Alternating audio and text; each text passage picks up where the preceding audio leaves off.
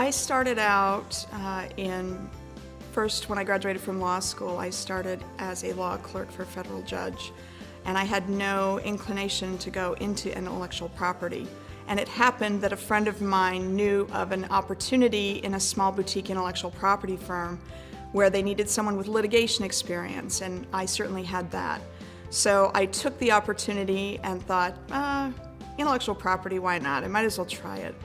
And when I got into the firm and really got into learning trademark law and intellectual property litigation, I loved it.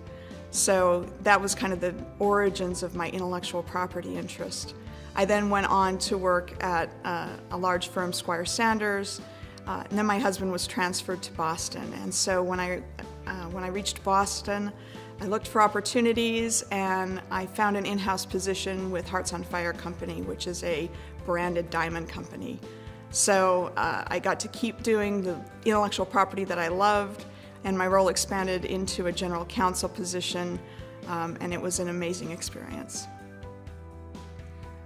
I started out in INTA. I think the first committee I was on was the In-House Practitioners Committee, and I was actually on that committee for several years.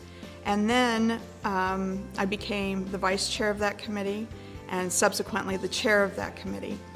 And then I went into the Leadership Development Committee.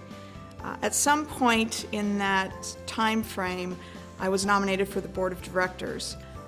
I must have done something right while I was on the board of directors, because after a year off of the board of directors, I was asked to serve as an officer for INTA.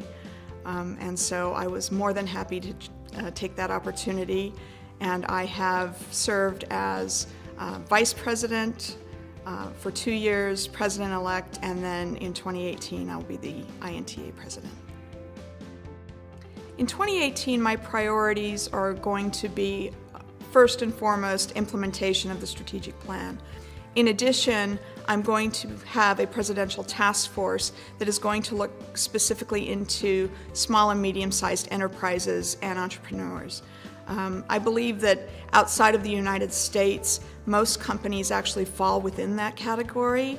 And so there are a lot of opportunities that INTA has where we can provide resources, information, find out what the challenges are for SMEs, and provide hopefully toolkits and other information that will allow entrepreneurs and small businesses to understand the importance of intellectual property, and especially at the beginning of their enterprises.